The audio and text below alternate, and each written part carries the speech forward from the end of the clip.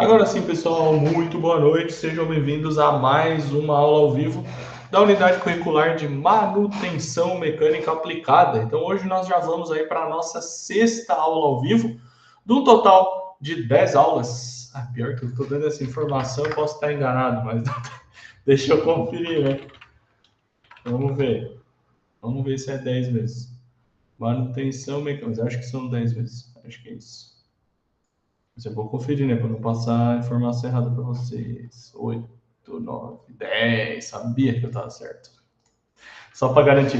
Então, de 10 aulas ao vivo, né? Nós estamos aí na nossa sexta aula ao vivo. Do que a gente vai falar hoje?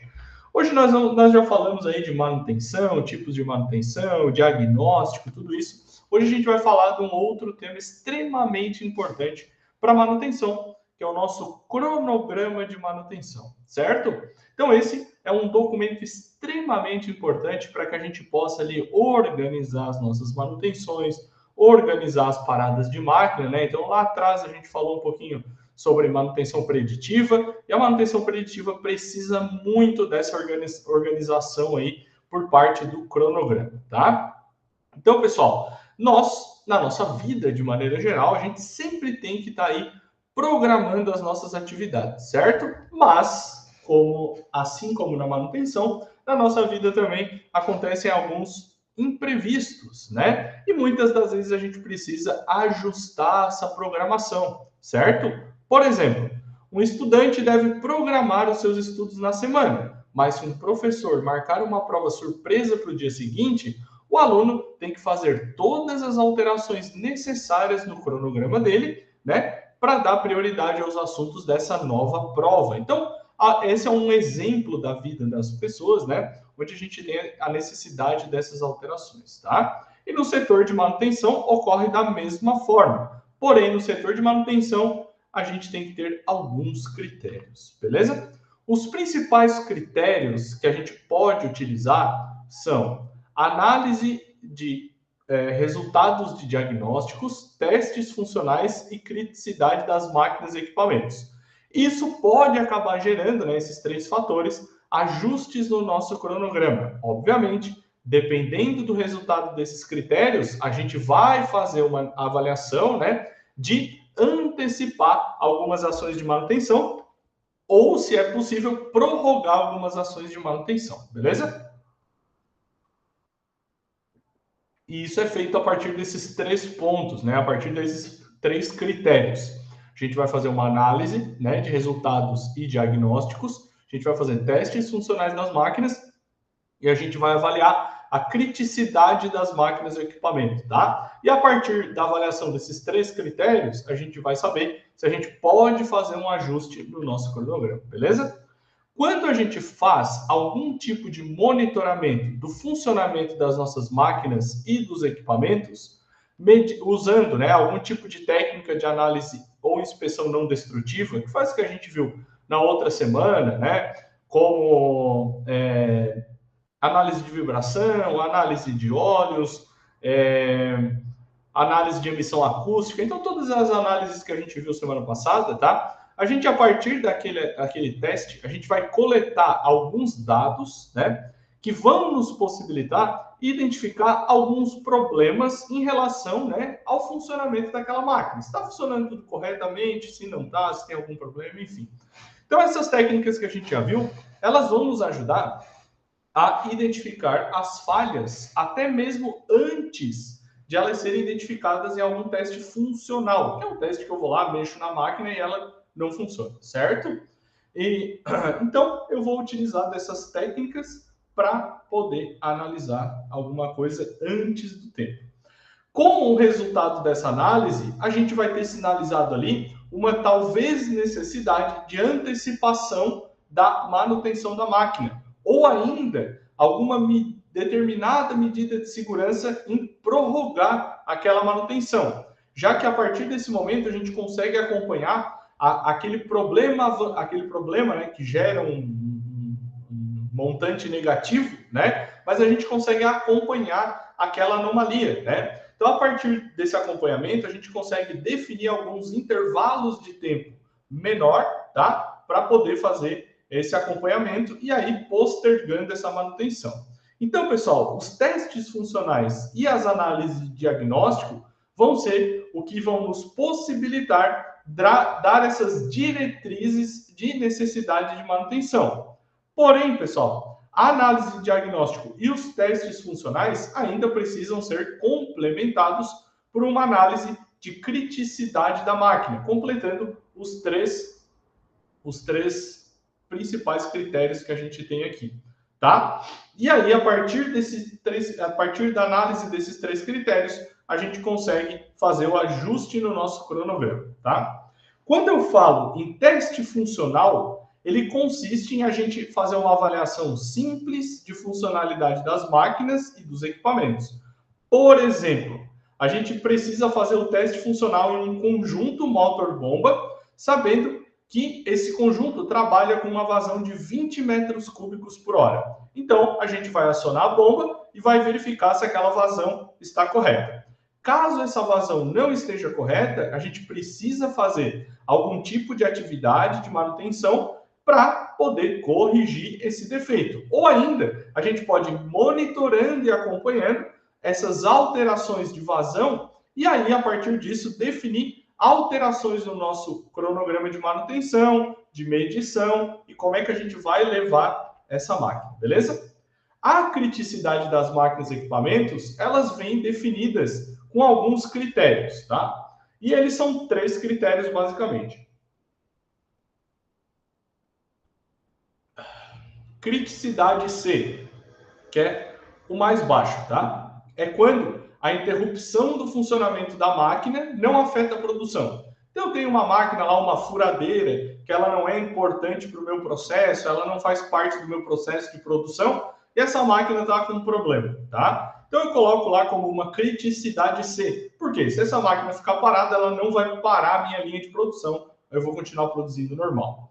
Depois eu tenho o segundo, que é a criticidade B, que está no meio, né? Ou seja, a interrupção dessa máquina vai afetar o processo produtivo, mas existe uma reposição fácil para ela, que também pode causar impactos ambientais, mas reversíveis. Vou dar um exemplo.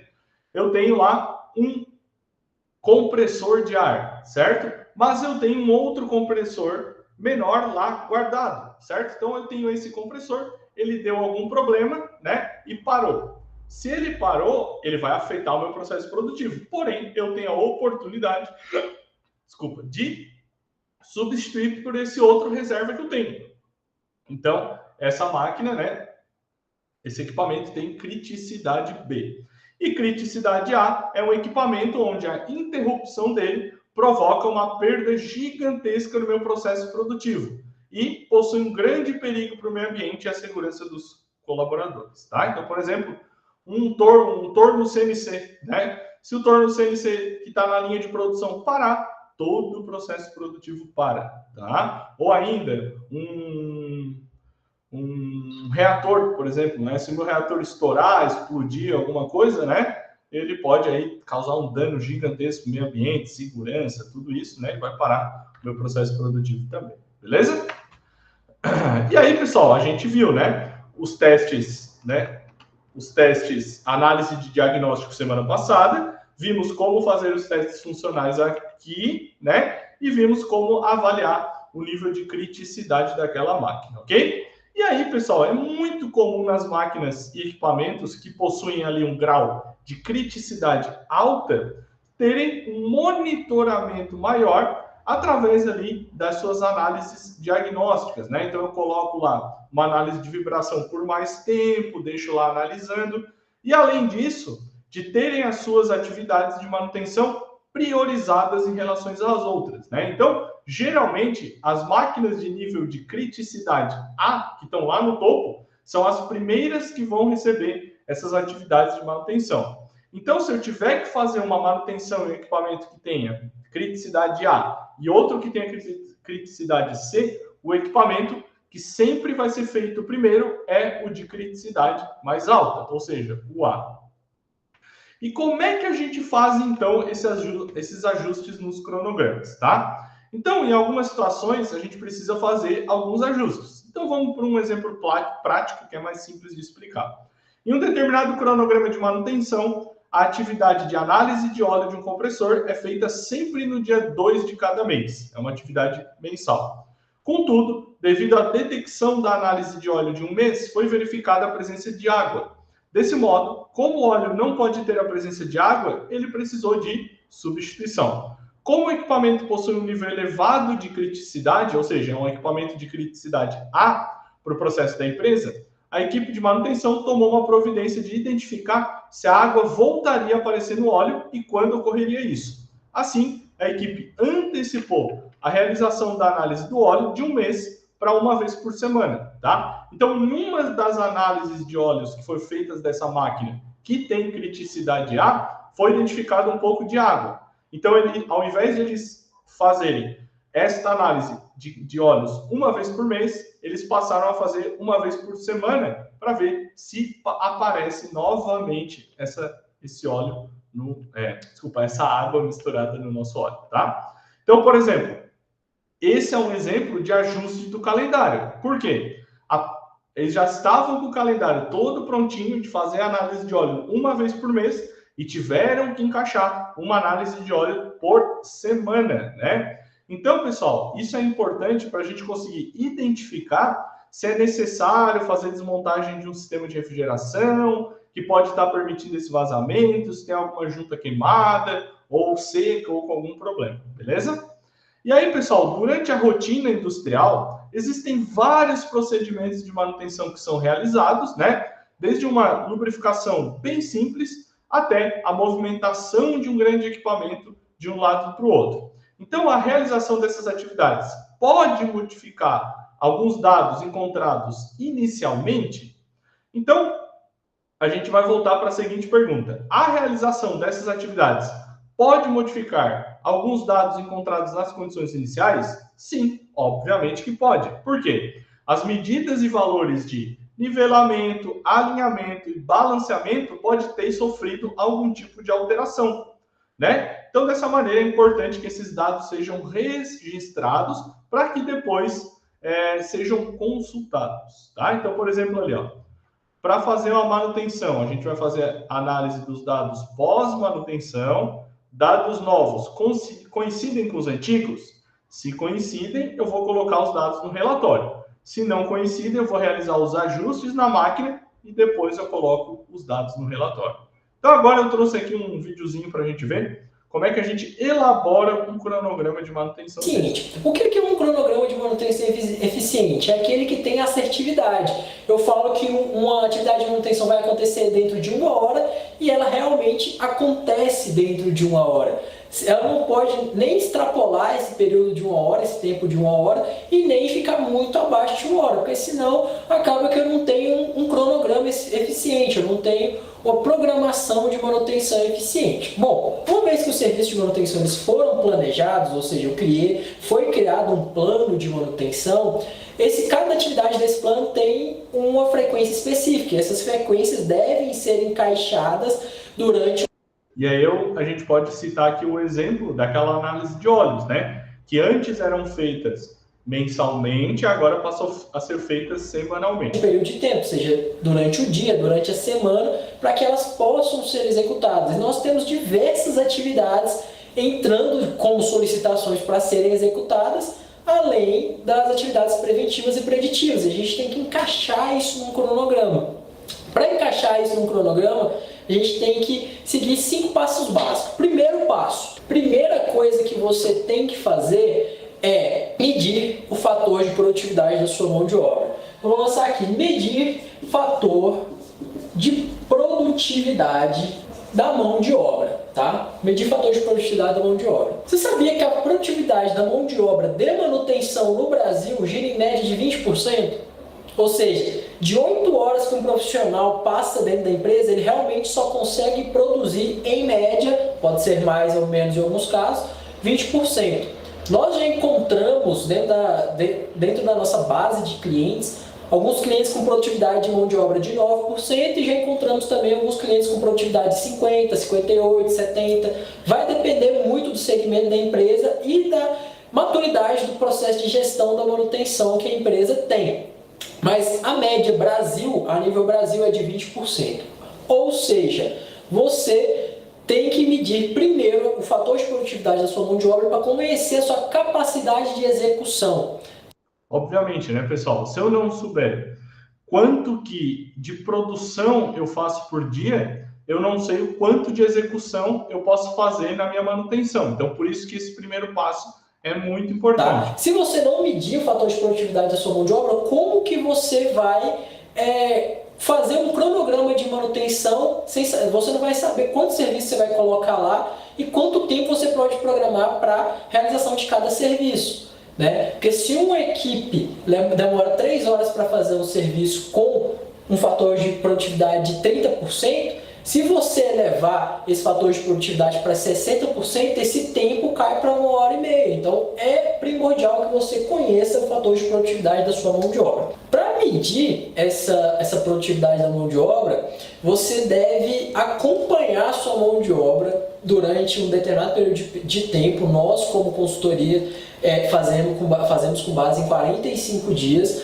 acompanhando cada funcionário com um questionário e apontando as principais fontes de improdutividade, e no final do dia nós fazemos uma soma. Agora um negócio aqui, o funcionário deve adorar isso aqui, né? Alguém, só para nós fazer uma brincadeira aqui, qualquer funcionário deve adorar, né? O cara no cangote dele o dia inteiro vendo o que ele faz. E fazemos um estudo com base em cada função e turno também, qual que é o fator de produtividade de cada função e de cada turno de trabalho, chegando ao número X. Aqui na descrição desse vídeo tem um link que fala especificamente sobre fatores de produtividade da mão de obra. Eu vou deixar o link aqui para você acessar, para não ficar um conteúdo muito longo nesse vídeo aqui, mas primordial que você conheça o fator de produtividade da sua mão de obra. Quanto a sua mão de obra consegue te entregar de fato em ação de manutenção, tá? Como eu falei, a média brasileira está em torno de 20%. Então você vai ter que medir. 20% é pouco, né, pessoal? Então, por exemplo, se alguém trabalha 8 horas, 20% disso é 1,6 horas, né? Então, tipo, não chega nem a 2 horas, né?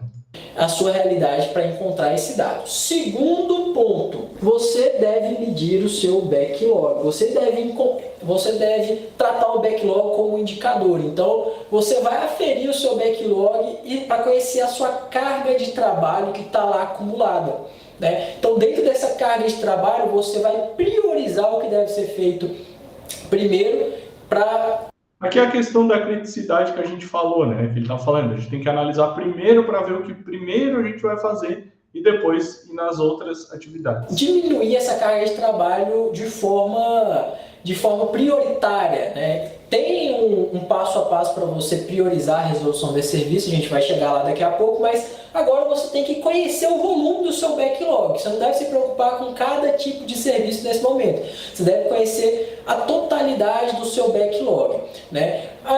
A fórmula para cálculo de backlog é bem simples. Você vai pegar o total de serviço que você tem acumulado em homem-hora, né? Backlog é um indicador de tempo, então todas as entradas têm que ser em tempo, né? Então você vai pegar lá o total de serviço que você tem em homem-hora acumulado, dividido pelo seu HH disponível. Isso você só vai encontrar o seu HH disponível, que é o HH real que você tem para trabalhar, depois que você medir o fator de produtividade. Então, o primeiro passo é medir o fator de produtividade.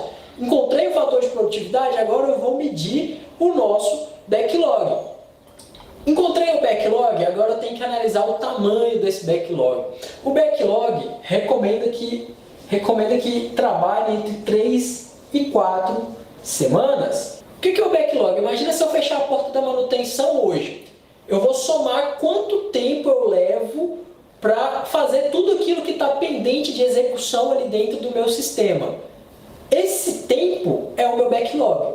Então, esse tempo ele tem que estar entre 3 e 4 semanas. Ele não pode estar nem muito baixo, nem muito alto. Se ele estiver muito alto, o que eu posso chegar à conclusão? Né? Qual que é a conclusão que eu chego? Chego à conclusão que eu tenho muita solicitação de serviço sendo aprovada sem necessidade, ou eu estou com falta de mão de obra. Se eu tenho um backlog muito baixo, eu tenho tempo ocioso, ou seja, eu tenho gente demais na minha equipe. Então, para eu programar esse serviço, eu tenho que conhecer primeiro o meu volume de backlog. Terceiro passo, conhecer o plano de manutenção. Tem que conhecer o meu plano de manutenção. Como assim? O plano de manutenção ele não é criado por uma única pessoa. É errado fazer isso. Se você já se deparou com uma situação como essa, saiba que isso é errado. O plano de manutenção ele é criado por um comitê. Nós apelidamos essas pessoas, esse grupo de pessoas de comitê, onde diversos especialistas, tanto nos processos da empresa, tanto quanto nos equipamentos, vão criar o plano a partir do FIMEA, né, que é a análise dos modos e efeitos de falha. Então, o programador de manutenção que está responsável pelo cronograma deve conhecer o plano, porque pode existir atividades do plano que estão com a frequência muito baixa. E caso haja duplicidade, ele pode aí usar algumas ferramentas para priorizar o que vai ser feito primeiro ou não, de acordo com a necessidade daquela atividade para confiabilidade do equipamento. Né? Uma das maneiras para se fazer isso é o método GUT. Né? Então, eu vou pegar lá o método GUT, vou classificar um serviço com um número de gravidade, urgência e tendência, onde esses números podem ser de 1 a 5. Então, pessoal, esses critérios, né, eles são extremamente importantes para a gente estar fazendo o nosso cronograma de manutenção. Então, a gente inicia lá pelo fator de produtividade, vê o quanto o nosso funcionário produz, depois a gente vem para o backlog, para saber quanto tempo ali leva, depois a gente tem que conhecer muito bem tanto o sistema da nossa empresa, quanto também o plano de manutenção que foi montado, porque não adianta eu querer trabalhar na manutenção, fazer isso funcionar, montar um cronograma de manutenção se eu não conheço o meu plano. E aí eu não vou saber quanto tempo leva cada atividade dentro do plano de manutenção, tá? Onde tem a gravidade, urgência e tendência menor, e 2 tem a gravidade, urgência e tendência maior. Como assim? Digamos que eu tenho um determinado serviço que, se ele não for feito, pode gerar um problema muito grave. Né? Então, dentro de 1 a 5, eu vou dar uma nota para saber quem é grave e quem não é. Então, vamos usar aqui a nota 3, por exemplo, seria a gravidade mediana. Qual que é a necessidade de eu resolver aquilo? Aquilo é pouco urgente, muito urgente, pode esperar, né? Extremamente urgente. Então, vamos pegar aqui que, no pior dos casos, seria extremamente urgente. 5. Agora, tendência. Qual que é a tendência daquilo piorar? A tendência de piorar, vamos imaginar o seguinte, isso aqui não vai mudar. Do jeito que está, vai continuar. A situação é ruim? Mas não vai mudar. Vou usar 1. Então, 3 vezes 5, 15. Vezes 1, continua 15. Se eu fizesse essas mesmas perguntas para o outro serviço que eu quero priorizar, para eu ver quem tem prioridade, se o outro serviço, vamos supor, deu 30, esse serviço vai ser feito no dia. Então, o programador ele deve conhecer o plano de manutenção, conhecer como foi criado, por que foi criado, quais são as atividades envolvidas no plano de manutenção. É muito importante a gente saber essas atividades de manutenção e por que elas estão ali, né? Para a gente poder quantificar a parcela ou a fatia de tempo, né, que leva para fazer cada atividade, tá? Por que daquelas atividades estarem ali? Qual que é o modo e o efeito da falha que aquela atividade está cobrindo? Então, o programador de manutenção tem que conhecer isso, tá? Tem um vídeo específico só sobre o método GUT aqui no canal. Se você quiser procurar, vou deixar o link aqui também, tá? Então, procura aqui sobre o método GUT para você entender melhor, para não entrar muito nesse mérito, para o vídeo não ficar grande. Quarto passo. Então, priorização das solicitações. O tempo inteiro estão fazendo solicitações para o setor de manutenção. A manutenção ela já tem um serviço planejado para executar, que são as preventivas, a lubrificação, calibração de instrumentos, a preditiva, já tem uma determinada carga de serviço para executar, mas ainda assim toda hora está chovendo solicitação de outros setores para que a manutenção resolva alguma coisa. Seja produção com manutenção corretiva emergencial, programado, departamento de segurança do trabalho pedindo alguma melhoria, departamento de qualidade. Então, sempre a manutenção está recebendo essas solicitações. Essas solicitações, elas devem passar por uma espécie de filtro. Quem faz esse filtro? É uma função chamada gatekeeper, né? É uma função, não é um cargo. Geralmente, o cargo que exerce essa função é o planejador ou o supervisor da manutenção. Deve ser alguém que tenha conhecimento sobre o processo, tenha conhecimento sobre a atividade, para poder discernir se aquilo é uma atividade que realmente faz sentido para que a manutenção faça, e ele vai priorizar, né, a resolução daquela solicitação. Então aí na sua tela está aparecendo esse algoritmo aí, que é um algoritmo que eu criei para Que é um fluxograma, tá, pessoal? Para priorização de serviços, né? Você vai ter que criar um desse para sua empresa. Se você quiser usar esse modelo também, ele encaixa, porque ele é bem genérico, bem generalista. Então aqui, primeira pergunta que você deve fazer quando uma solicitação de manutenção chegar até você: afeta a segurança ou o meio ambiente? Afeta a solicitação ao meio ambiente? Se caso aquele serviço não for feito, alguém pode se machucar ou vai ter algum dano ao meio ambiente de forma irreversível, algo que vai trazer algum problema para a empresa? Se a resposta for sim, esse serviço já deve ser feito de forma imediata, aquele serviço que para tudo que está fazendo e passa esse serviço na frente. Se a resposta for não, a próxima pergunta que você deve fazer é: esse problema, ele afeta a produção ou a qualidade de forma irrecuperável? Você vai perder produção, a produção vai parar, ou vai ter algum problema relacionado É o que a gente falou sobre a criticidade, né? Então aqui está a análise também da qualidade do produto, que vai ser de forma irrecuperável, ou seja, você vai perder o produto. Caso seja também, você vai descer esse serviço para ser feito de forma prioritária, de forma imediata. Caso não, esse serviço ele pode ser feito depois, ele vai poder ser feito em até uma semana. É um serviço de criticidade C, né?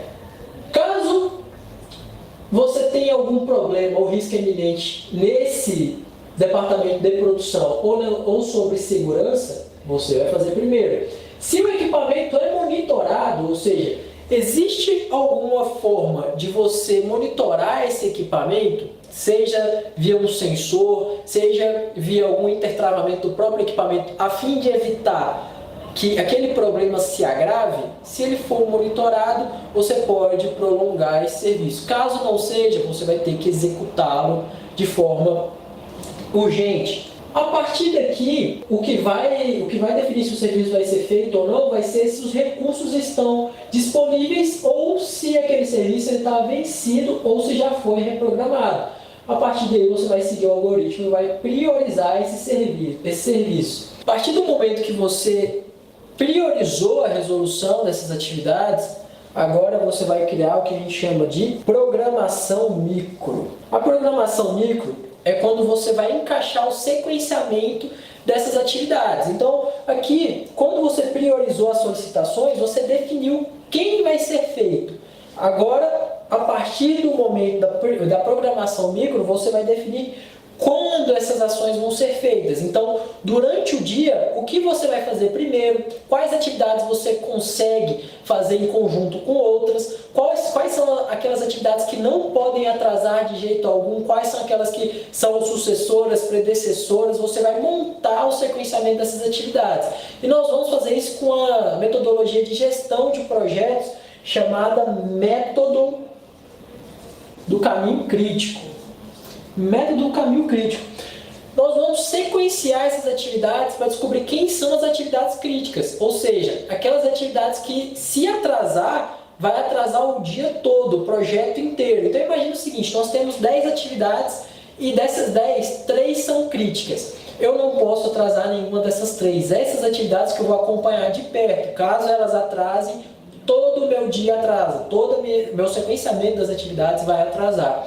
Tá? E essas outras 7 atividades que restaram, eu não vou me preocupar tanto quanto essas outras 3. Óbvio que eu vou ter uma margem de preocupação, uma margem de segurança para trabalhar, mas elas não são tão importantes quanto essas 3. Eu explico isso muito detalhadamente dentro do nosso curso de planejamento e controle de manutenção. O curso de PCM é um curso. E aí, pessoal, então como a gente viu, né, a gente tem que levar em consideração esses 5 fatores para a gente conseguir aí estar montando o nosso cronograma de manutenção, beleza? Fazer um intervalinho aí, daqui a pouco a gente volta.